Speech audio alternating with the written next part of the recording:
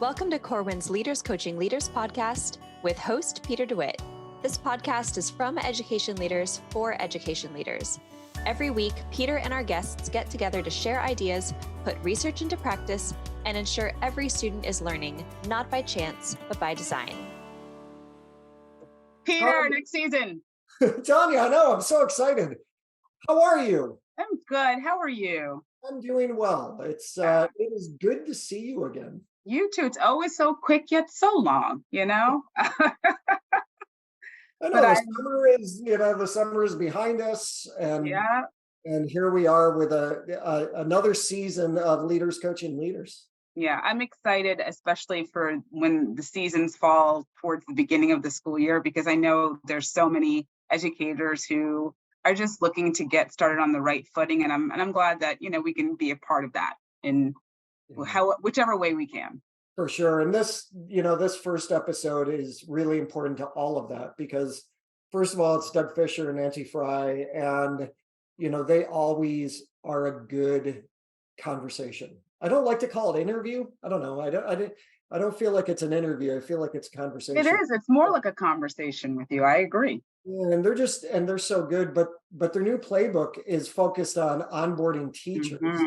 Playbook for getting new staff up to speed. So kicking off the Leaders Coaching Leaders podcast with this, and then of course knowing that it's the beginning-ish of a school year for lots of people from across the country. But regardless of when people listen to this episode, what they're offering is really important. So yeah, it's I think people are going to really enjoy this conversation that we had. We covered a lot of ground. We did, and I agree. Again, so September is coming up. August is really, for some people, it's already started. And if you are a person in any position of having to onboard not just new teachers, as they make the distinction clear, but anybody who's new to your site, I think all of us who've been in this field know what that can feel like if you're the person who's new.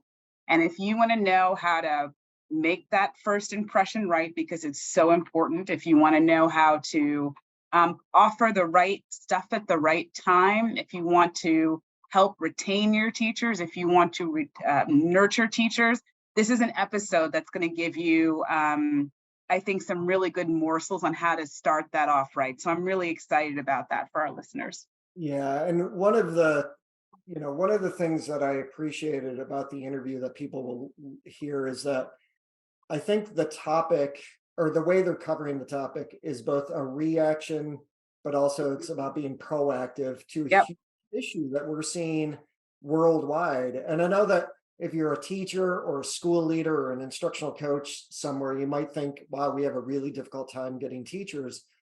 But this is a worldwide issue. I'm in a listserv for Australia. And, John Hattie's been putting in some research there into the listserv, and they're having a huge issue retaining teachers. So this playbook, I think, is really necessary in a few ways, because it helps people understand what they should be doing with new teachers, whether they're new to the profession or new to the school that they're in. So I appreciate the fact that they've taken on this topic in a playbook sense, and people, listeners will hear them talking about the fact that there's a companion site for Corwin where you can get videos and short articles and PowerPoint presentations that you can adapt. So listen to Nancy actually answer me about that, because I think that's a really multimedia approach, which doesn't surprise me with Doug and Nancy. Yeah. So happy listening, everyone. We think you're gonna get a lot out of this. And as always, we will see you on the other side. Doug Fisher and Nancy Frey, welcome to the Leaders Coaching Leaders podcast. I feel like I should say again. Thanks so much, Peter. We are always happy to join you with this. We always a great conversation. We always have such great conversations. Thank you. Well, we always want you to be a staple for every season. So I feel like we can have a season without Doug and Nancy on. Congratulations. I know that you've had a few books, but the newest one to me is really intriguing, because it focuses on onboarding teachers, and it's a playbook. So a playbook for getting new staff up to speed. And this is hugely important for a variety of reasons that I'd like to be able to get into. But first and foremost, what brought you to writing this particular playbook? Well, the number of new teachers in our profession right now is staggering. And welcome to them. How awesome that people are choosing to come into teaching. And we don't want them to go away. We want them to stay and feel amazing and supported and have strong efficacy. And we realize that these school systems are working really hard on induction programs. And there's some really good induction programs out there. But it is that site level support, that onboarding, that we have to improve. I think that also reflects some generational change as well. A lot of the teachers who are new to the field are of a younger generation, and they expect, and rightly so, they expect that their experiences coming into a profession are going to be a bit different. And as Doug noted, there are great induction programs that are out there that certainly have a proven effect, but there's also a gap in terms of that daily kind of connection that a new teacher has at the site level to mentors and to school leaders. And we hope to be able to fill that gap, especially in being able to support those and welcome those new teachers from the very beginning.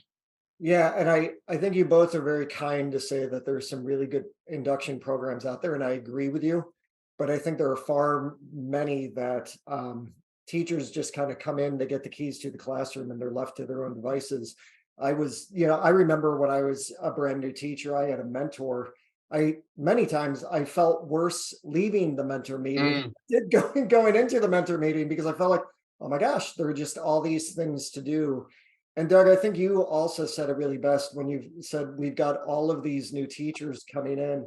Is there a part of the playbook where, because I think it's a dual, that's why I think this is such an interesting topic, because this is something that is coming up in so many conversations that we are in, and it doesn't matter where we are in the world either. I just did a webinar for Australia last night, and it actually came up.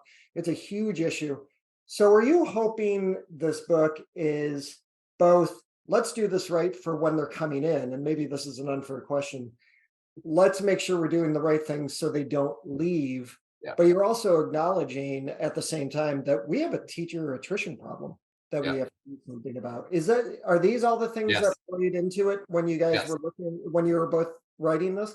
Yeah. So once you hire someone and you bring this person in, how will you support them? And yes, in our initial teacher preparation programs, we learn stuff, but it's in the actual practice of my classroom where I refine it, I grow, I become much more of a professional. And you all three of us could talk about our first years and the mistakes we made and the grace we were given and the support we were provided. The numbers get a little overwhelming to site administrators right now. They get, like I have 9 new teachers, or I have 50% new teachers. One principal I was talking to last week said 80% of her staff are new this year. And I'm like, 80%? My gosh. So that's a lot. And if you don't really nurture them and they're not feeling good about their work, like you were just saying, Peter, they're going to leave. And then next year, we're going to have to hire a whole bunch of new ones and try to save them. And we want people to feel great about this career. We want people to feel like, I made the right choice. I am impacting lives and I'm reaping the moral rewards of teaching. I have great relationships with students. I'm watching them grow. And I feel really good about that. I see this as a really great resource for those induction programs already, but I'm going to kind of, Nancy, throw it to you in a little bit of a different way. So we all work with school leaders everywhere.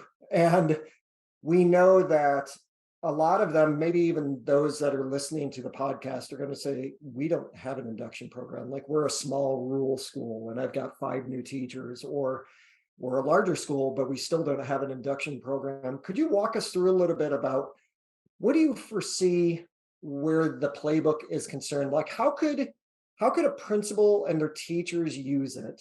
Because I know that you both do such a great job with the playbook. How do you see a principal and teachers using this as a way to help bring those new teachers in and support them when they don't have an induction program?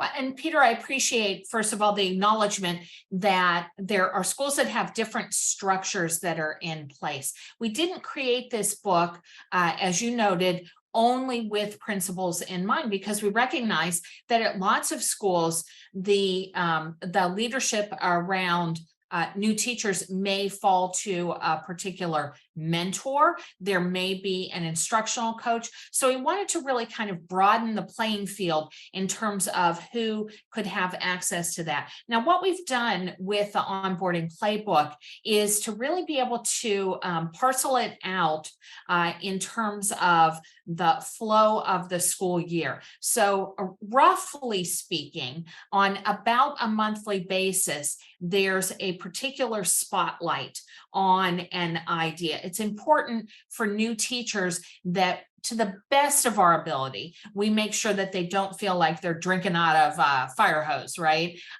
So we've taken this sort of a monthly approach for those leaders or mentors to be able to do. And there's a single focus for that. Within that focus, we encourage mentors and leaders to be able to reflect back on what the expectations are at the school site around that particular idea, as well as to reflect on what was it like when I was coming into the field? What were some of those challenges that were happening? In addition, we've got places in the playbook that the mentor or leader can use to be able to talk about things like a particular video spotlight with a guide around how to watch that video clip.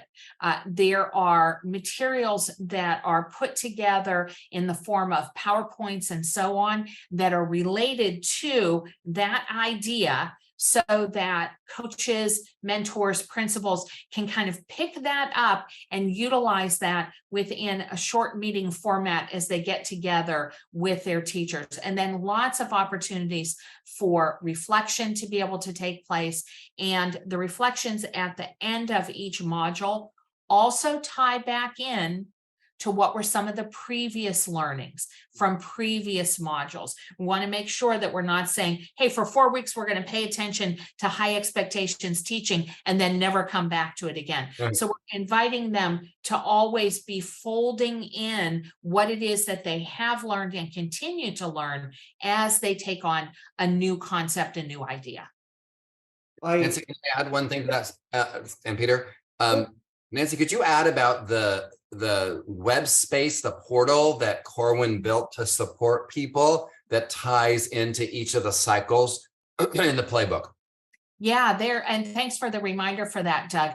There's a whole portal that's put together that have a number of different additional kinds of materials that are available. I talked earlier about having PowerPoints that are related to that are already put together, that leaders are free to be able to customize to their particular context. We've got short readings that are in there that can be used for the leader, that can be used for the mentor, and can be used for that new teacher as well. And they're short readings, and I really want to be able to emphasize that. The idea around the portal in particular is being able to have a space, a digital space that is a container, if you will, also divided out according to each of those modules, so that leaders can pull from lots of existing material, and they don't have to sit there and think to myself, oh my gosh, I've got a meeting tomorrow and it's 8:30 at night and now I need to put something together. We've got that for you to be able to use. I love that, because, one of the powerful things that you both have done over the years is you have your column with educational leadership. And so when you say short readings, it made me think exactly of that, because I remember I used to use and still use from time to time the column you wrote on the jigsaw method and had the video with it. So those are kind of a perfect example of what you're talking about. And also, Nancy, what you got me to think about actually is I was a little bit critical of my mentor when I became a new teacher, because I was like, he made me feel worse when I left. It just made me realize that maybe he just didn't know what being a mentor meant. Maybe he was told by the principal or whoever, you're going to work with this new guy and meet with him on a weekly or a monthly basis. And it sounds like the playbook is a really great resource for mentors who don't have that clear understanding of what their job is to actually gain that clear understanding of what their job is. And I think that I like that dual purpose, actually. So it's not just the onboarding for a new teacher to be looking at. It's also really important for a mentor, or like you said, an instructional coach, to look and say, here are the things to be able to think about. What's the, so talk to me about, I know you were doing this every, you had the spotlight every month, but what's the first chapter? Like, I'm dying to know what Doug and Nancy think is the most, I really do, like, because as writers, your first chapter, like, that's that idea that's going to grab people. So what does the first chapter actually focus on? Well, we really tried to take a bit of a time-based approach to this as well. So the very first module is, how are you planning for that first day of school? We know that many schools have at least a few days set aside in their calendar for that teacher planning. And it can be really easy to sort of overlook that new teacher who's wandering the halls and going, oh my gosh, where are my keys? All of those sorts of things. So that very first module is around how it is that we support those teachers that are either new to the profession, or I want to point out, new to the site. In many cases, we've got experienced teachers who are new to the site or new to the district. They deserve support as well. So in that very first module, how are you going to make sure that your first effort is your best effort in being able to welcome them into your site? We also, moving on from that like orientation, welcome, that kind of stuff. The first big content we move into is about engagement. How do you set up your classroom to invite students into the learning? How are they feeling welcomed into the classroom? How are they feeling valued in that classroom? How are they being taught what it means to engage, rather than expecting that someone before you got them to engage? And then, as Nancy was saying, we cycle through a bunch of topics, high expectations teaching. Eventually we move into things like, how do you know your students are learning? Because when we get the new teacher to recognize, I am having an impact on these learners and they are learning, they're way more likely to stick with us, because that's why they signed up for this job. They want to see learning happen. So I feel like this book is both reactive and proactive to a problem that we're facing. Why do you think we have such a teacher attrition problem? I know that there are a variety of reasons, like sometimes or many times I have thought it is about the public rhetoric around education in general, but why do you think we're having such an issue with people getting into the teaching profession in the first place? I mean, we've been around for a while. We've all heard that, people leave the profession within 5 years and that kind of stuff. But it just seems like it is a much more gigantic issue now than it was before COVID. Why do you think that is? I do agree with you. Part of the attrition problem is this public rhetoric. It's less respected and valued position. I'm shocked at how many people, when surveyed, if they're a teacher, do they recommend their own children go into teaching? That number is dropping and dropping and dropping. I mean, both Nancy and I had family members who were teachers, and we were socialized into that. And imagine if they had said, don't pick this career, don't do this, it's a terrible, I mean, who knows? I think that's a part of it. I think the pressure from the politics and boards and this this very strong, like, I want my kids only to have these experiences, is contributing to some teachers leaving. And I think the pandemic made a number of people question how they spent their time. And I think that all came together. And some of the resignation culture that occurred across after the school closures was not limited to education. It was widespread industries, and people saying, you know what, I don't want to spend my life like this. I want to do other things. So I think all that came together. We are seeing some resurgence. There are some teachers who are really saying, like, I made it through. I'm feeling really good. Things are happening in my school in positive ways. I really like this. We're just a little short. I saw a report that, there's 950 openings in one area. And so we still have places where we have to recruit. And I'm hoping our society invests in getting people, young people, to say, I want to be a teacher, whether it's, through the university programs or through districts. How do we encourage young people to say, you know what, this is a viable career for me. I really want to do this. Yeah, for me, it was life-changing. I mean, and I agree with you. I remember when I was, I'm the youngest of 5 and the first to go to college. So when I became a teacher, my mom talked about me like I was one step closer to God because I was she always introduced me that way. There was a sense of pride. But I had a friend whose mom was a PhD at a local university. And when he wanted to get into teaching, she was really negative about it. And I just kept really thinking back then, because I was young, I was thinking, why would she do that? That's so odd. Over the years, I have heard that story more and more. And to me and to the two of you, teaching has changed our lives. It certainly has for me. Right. What do you, so I'm feeling like it's the whole package because it is multimedia, which doesn't surprise me from the two of you. So you've got the playbook, which we know is very user-friendly, and people can open it up and just jump in. And now you've got the companion website where you've got PowerPoint presentations that they can download and adapt. You've got videos that they can do. They've got short videos that they can look at. What is something that I didn't ask that you wish that I did during this podcast? Because I know how your brains work and you're always going. So talk to me a little bit about what did I not focus on around this idea of onboarding and the playbook in general that you wish that I talked about? So I'm not sure that it is that you didn't focus, but rather I want to reiterate a point that you had made earlier, and that is that an onboarding process needs to be bi-directional.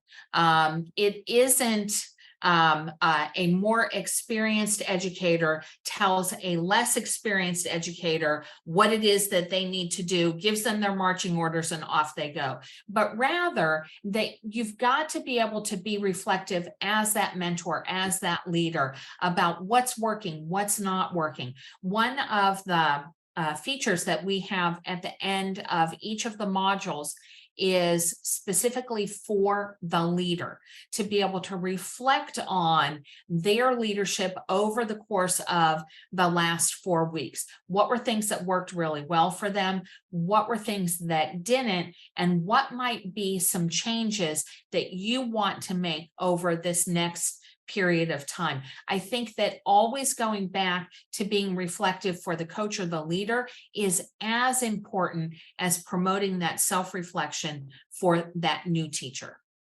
Yeah, and that's a great point, because there are leaders that, especially in workshops, will say we don't get, because I give a lot of processing time, and they say we don't always take this time to process when we're back at school. So that's really important. Doug, what about you?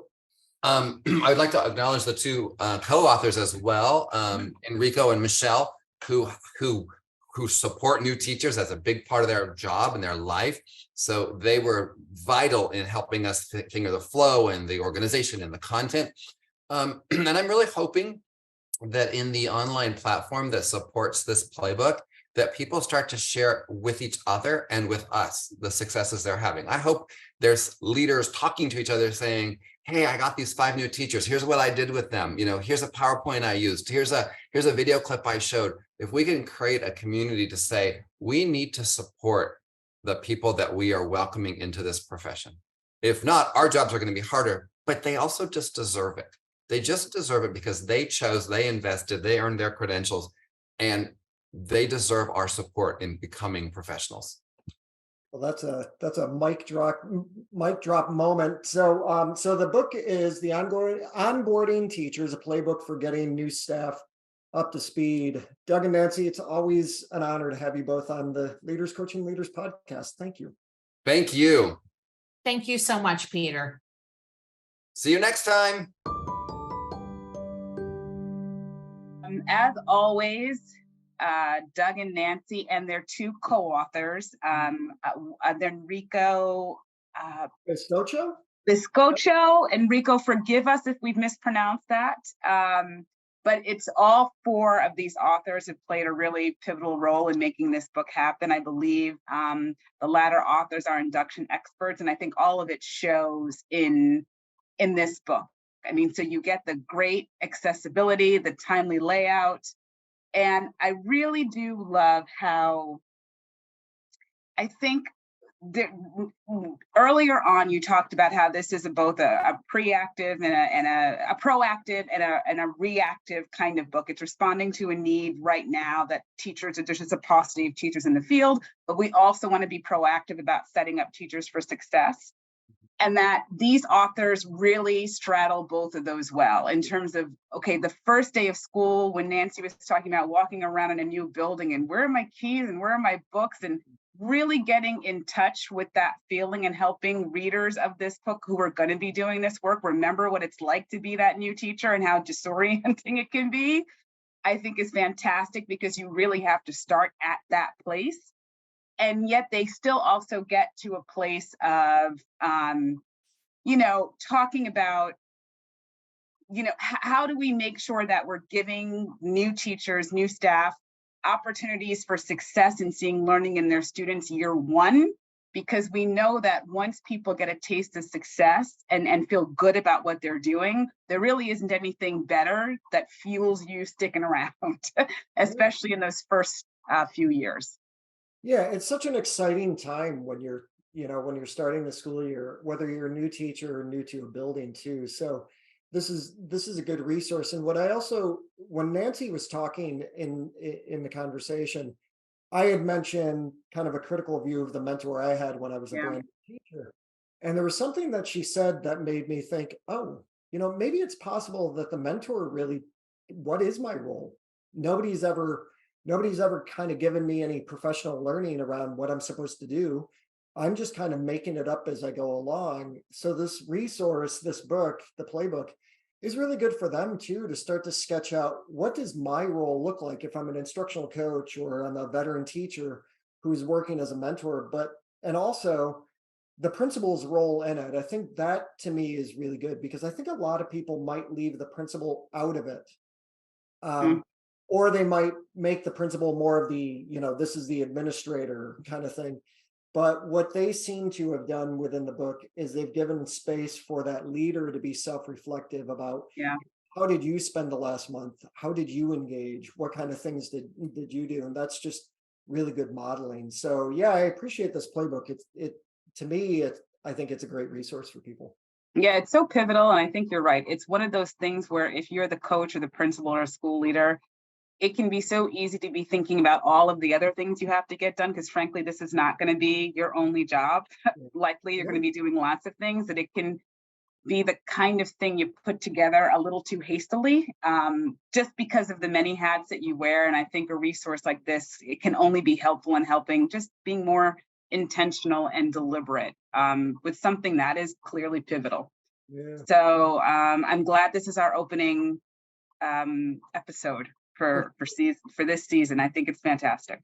Me too. It was a great conversation. So thank you to everybody for listening. As always, we say this every season and every episode, give us feedback. What do you like about the show? And make sure you're giving us our likes and everything that we need, but I have to tell you, Tanya, when I'm on the road, I hear from people that will say, oh, we always listen to the Leaders Coaching Leaders podcast. And they take it with them when they're going for a run or when they're in their car and they're, commuting back and forth to school and stuff, or they're out for a walk. So we're honored to be a part of whatever journey they're on.